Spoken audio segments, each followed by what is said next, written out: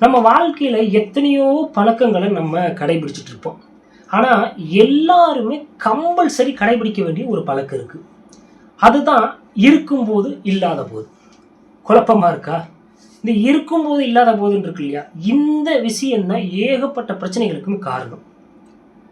இப்ப நம்ம லவ் பண்றோம். நம்ம கல்யாணம் முடிச்சாச்சு. நமக்கு மனைவின்னு ஒருத்தவங்க இருக்காங்க.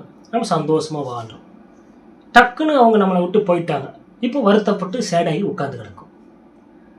அப்ப இதுக்கு தீர்வு என்னதான் அப்படின்னு சொல்லிட்டு பார்த்தீங்கன்னா, இப்போ மனைவி இருக்கிறாங்க இல்லையா? அவங்க இருக்கும் பொழுது எங்கேயோ ஊருக்கு போவாங்க. அந்த டைமிங்கில நிறைய பேர் என்ன செய்வோம்? நம்ம எங்கேயோ ஃப்ரெண்ட்ஸ் வீட்ல போய் உட்காந்துக்கிட்டு, அந்த கடையில வாங்கி சாப்பிட்டுக்கிட்டு, செஞ்சுக்கிட்டு, அந்த ஒரு அவங்க ஊருக்கு போன அந்த 3 நாள வந்து அப்படியே கடத்துவோம். அப்படி பண்ணாம, அவங்க ஊருக்கு போயிட்டாங்களா? இப்போ ஒருவேளை அவங்க இல்ல அப்படின்னு நீங்க நெனச்சுக்கோங்க.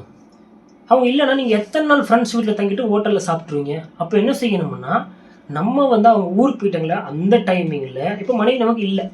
அப்படின்னு நெனச்சுக்கிட்டு, நம்ம அந்த சமையல் வேலைகள் இதெல்லாம் எல்லா விஷயங்களையுமே பார்த்து கத்துக்கிட்டது மட்டும் இல்லாம, பழகிக்கிறவும் செய்யணும். மனைவி அப்படிங்கிறவங்க இல்ல அப்படின்னா, நானும் இந்த இந்த விஷயங்கள்லாம் பண்ணிட்டு என்னால இருக்க முடியும். அப்படிங்கிற ஒரு கான்ஃபிடன்ஸ் உங்களுக்கு பழகிக்கிறணும்.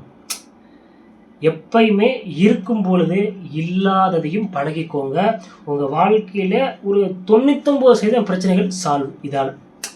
கம்பல்சரி எல்லாருமே ஏத்துக்கிறக்கூடிய ஒரு பழக்கம் வந்து இருக்கும்போது, இல்லாத போது.